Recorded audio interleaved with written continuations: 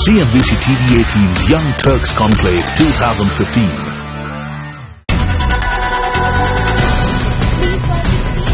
I feel a strong connection with the people that have been featured on this show over the past 14 years. And today I do feel very proud of what our young Turks have been able to achieve and what we've been able to build here on the show.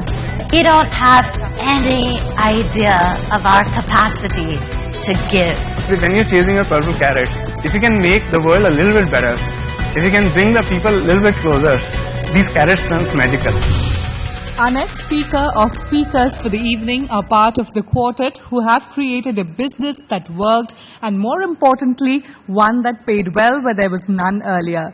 They've had their share of admirers and critics. We bring you Tanmay Bhat and Ashish Shakya for disrupting the Indian comedy scene with AIB. They are India's brightest comedians, the members of All India Bhakchod, India's edgiest comedy collective. With your widely heard comedy podcast, best-selling live stand-up collective, and one of India's top 20 YouTube channels, All India Bhakchod is India's premier comedic tour de force across multiple forms of media. CNBC TV18 welcomes Tanmay Bhat and Ashish Shakya to the Young Turks Conclave 2015. Right, so I'd like to tell you guys the story of how we started. Co-founder of AIB, this gentleman called Gursimranjit Khamba. He was a Delhi comedian. He came down to Mumbai and there was this aura about, oh my God, Gursimran Khamba is here. He's amazing, and panties were thrown and all sorts of stuff happened. We all did that for him. Yeah, and all the Mumbai comedians, this is me, Ashish and Rohan, we all went to this open mic to see Khamba. Like, who's this big guy? Oh, is he funnier than us? And he was. And Khamba at that point was going through a year of anger, frustration, depression because he was going through tuberculosis. I had just gone through a really rough breakup at that point. So one thing led to another. We started doing comedy podcast. A comedy podcast is basically two guys having a conversation. One of the other reasons why we started the podcast, because we realized that comedy in India, there's not nearly enough documentation about it. Everywhere else, you look at George Carlin, you look at Seinfeld, there are documentaries made about them, there are books written about them. Whereas in India, all you know, Raju Srivastava has this bit about weddings, and that's amazing. Nobody knows how did he grow up, what happened, what is their style. There's no academia about comedy in India. Then eventually Rohan and Ashish joined in, and we started something called AIB, where we started doing live comedy shows, some of which you have heard of, some of which have pissed a lot of people off, but we will get to that point. So we've been writing television for a while. All of us started off writing in TV.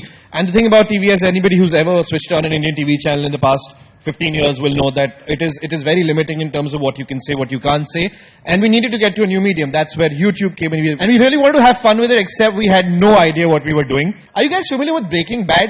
The TV show Breaking Bad? Right. So it's about a guy who cooks crystal meth on the show. So we decided to spoof it. And one of the first sketches we made was Tarla Dalal cooking crystal meth, called Breaking Bad with Tarla Dalal. Namaskar. मैं हूँ एक famous Gujarati chef whose name cannot be said for legal reason, but rhyme with Harla Halal. Crystal meth is what she was cooking. It was the first, it sounded hilarious to us at that point. The sketch tanked. No one saw it. They said, you guys suck, and all that happened. Then we put in some more money from whatever we were making off our live shows, until we reached our first video that really hit it big. It was this video with a really popular actor called Kalki Koechlin. The video was called It's Your Fault. It spoke about victim blaming in rape culture in India. That was the first video that we made which wasn't out and out funny. And that was our big learning from this video. It is that if you write something that you feel honestly about, the audience connects with that honesty. What is that? It's your fault. And one of the things that we've really enjoyed is Bollywood. Popular Bollywood movie studios often had the habit of bringing down and taking down and banning videos that made fun of their movies. This was the culture.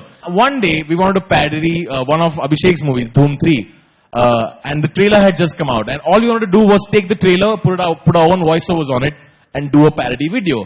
Except we wanted Yash Raj Films' permission to do it. Because why not? Why can't I make a joke about your film? Why is there this attitude that our films are untouchable? Yeah. We said, why don't we just go and talk to Yash Raj Film? Unfortunately, Yash Raj threw us out of the building saying, you guys are college kids and we don't entertain people in shorts. And we came out and we said, you know what? We still want to address this culture. So we decided, let's drop the Dhoom 3 spoof. Let's write a song about what happened to us. Can we have the video? This was a huge moment for us because This essentially changed Bollywood's relationship.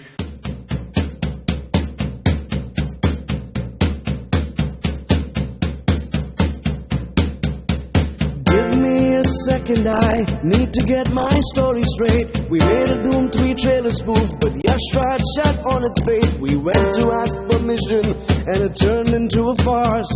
They told us drop the idea cause of the streak up their arse. We even offered to change some jokes, something your ego could digest. It's just a silly parody. Imitation is just flattery. Why don't you guys just get that? You're $1 billion giant, and we're just stupid clowns. You own this town. But you Raj, you're no fun. Where the hell's your sense of humor? Who gave you tumor? Fast and furious wannabe. This was a really defining moment for us because once again, our faith in an idea paid off. And I think what the internet does is it gives the small guy a big voice, which I think is what we discovered here. And yeah, we had to then avoid falling into that Bollywood trap because, like he said, people were like just chasing us to do movie promotions and make fun of them so that this movie comes out and make jokes about it. We were like, we want this, and suddenly we were getting it. We were like, no, wait, we don't want this anymore. Which is when Alia Bhatt came about. You see any video being promoted online, and you realize it's some movie star trying to promote something with some agenda behind it, some events happening, some movies happening. And roughly around that time, my mother started sending me these memes about your Alia so stupid or whatever it was. So we just one day casually called her and said, would you do a video about addressing all these jokes about you? It was the first time that someone was going to address a meme being made about them. This culture didn't exist in India. And which is why when the video came out, it became a huge success, and which was followed by multiple Bollywood movie stars calling us and saying, now can you do some PR activity for me? And we were like, it wasn't a PR activity, idiot. It was a genuine attempt at doing stuff. The response that like, how can this happen just makes it clear that there is such a wall of PR around it that it's incomprehensible. I love the allegations that came our way. Yeah. We have been paid by Mahesh Bhatt. We have been paid by Karan Johar, Dharma, CIA. Everybody has funded AIB. Which of course leads us to the show that should not be named. Over the last decade, we've been watching Comedy Central roasts on television and on the internet. And we always used to make a joke saying, hey, you want to do a roast in India? Ha ha ha ha, marne ka hai kya? It was a joke that comedians had. And there was a day I happened to meet Ranveer Singh's manager, and I said, hey, I have this idea. If there's anyone who would probably risk it, it's young Bollywood. Young Bollywood gets it. We met Ranveer Singh, and Ranveer instantly said yes, and that's how everybody else got into the picture. It was easier to get the other movie stars. As comedians, we just wanted to see if it can be done in India. Because what happens after the roast is, it gives other comedians leeway saying, okay, now the line has been pushed this far. At whatever cost it was. Right. But the idea was to let's try and do this and see what happens. That's about it. And I think the ratio was way better. The ratio was way better. It's just that the negative news got amplified so much, and everybody, like we mentioned earlier, that these are just the guys who did the roast. And we've been screaming ourselves hoarse saying, no man, we do other stuff as well. Yeah. You know? Which we demonstrated immediately after. At that time, internet activists were yelling their voices through the roof, trying to get attention from mainstream media, saying net neutrality is in danger, net neutrality. I hope you guys know what net neutrality is by now. Net neutrality means one, all content is equal and all sites must be equally accessible. Net neutrality means that whether it's a honey stick video or a breaking news report about a terrorist attack or a cat gif, all content on the internet is equal and must be equal always. But of course, you pay roughly the same amount of attention to internet activists as Arvind Kejriwal does to Prashant Bhushan, and nobody paid attention to them, which is when they contacted us and saying, hey guys, here's something that we are really passionate about. The TRAI luckily on that day came out with a 118-page consultation paper which nobody could understand. It was very deep in their website somewhere. We went through it and we said, let's just put out a simplified version of what this means. And our target was 15,000 emails to be sent to the TRAI. We hit 1 million in some 8 odd days, and it turned into a national debate. It was on I mean, I was on Arnab's show, which is, so... And you got to speak on it, which is the real miracle. So once mainstream media picked it up, the government had to react. And then I saw newspaper headlines saying center likely to not ruin net neutrality. There's something about simplifying and sending a message across with humor that gets it across to people, especially young people. You take a complex issue and, I mean, you present it well, they listen to you. But please, guys, the overall message you should take back from today is like, comment and subscribe. Please do that. It's for the scene, guys. It's for free speech. Do it for free speech. I am sure that you guys are getting a lot of offers from a lot of different, Bollywood personalities and studios and etc. But you guys clearly have been saying no to a lot of those offers. So is there a core principle that you're trying to protect? It's my gross misfortune that I work with 3 other really principled, extremely smart people. There have been moments where really big movie stars, like people will email us saying, "Isko video chahiye aur ye time pe aanega, ye picture aayega. So you tell us whatever money is, we'll figure it out." And when we reply saying, "Hey guys, I don't think we're interested to plug the movie," when such things happen, the immediate reaction from their end is like, "How dare you say no to him? Have you seen his surname?" And it gets bizarre at times, because there are times like these where you end up meeting these people. But I think that's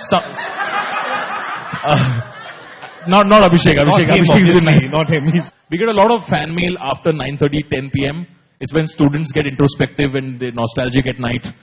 So students are in their rooms and they're looking and they send these really jazbati emails like, "Yaar, full respect, yaar. Tune usko na bola, kya baat hai, yaar." They'll read some gossip column on Desi Martini and they'll send you one. Old Monk leads to some great insight. Yeah, so it's lovely. Obnoxious uncle at an airport coming and touching you when you don't want him to, but that's what you really want at the end of the day. Padho. Aage padho, hum tumhare saath hai. I don't know your name, but hum tumhare saath hai. Yeah. So the show that must not be named, how has that changed your approach? Are you now going over scripts? Are you looking at what you're saying? How has that changed how you function on stage or even offline? So I'll be honest, Shreen. The first month was poring over every word that we were saying because we knew the scrutiny was so high. And while it began with constant mortal fear, now we're at a point where we realize that, okay, I honestly, genuinely think that the roast made us grow and evolve as comedians more than anything else. And I think that's important. And some of the criticism outside of "you are vulgar, you should be banned," some of the other criticism that came our way, I think it's all been very good for us. So now when we sit down and write something, we will keep into account what a journalist will say about it 5 days from now. Not putting you guys into trouble, just one simple question. What about the black clothes, guys? What about the? Black clothes, like the black shirt. The black shirt it's completely intentional because comedians are totally known for their sense of fashion and imaginativeness. No, this is us trying to look slimmer. I don't think you understand. Oh, that was a very, very incisive business question you asked there. I'm really glad that happened. Put me in a spot of conundrum now. I'll be thinking about this for days now. Thank you, Tanmay. Thank you, Thanks, Ashish. thank you so much. Request you to kindly accept that token of appreciation. She looks the most unhappy person here. She's like, 10 minute mein kya yaar? Kyun dena yaar inko yaar? They're nice watching.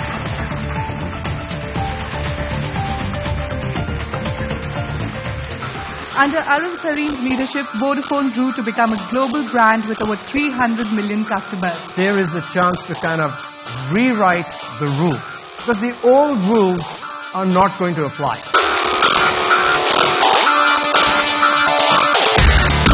CNBC TV18 Young Turks Conclave 2015.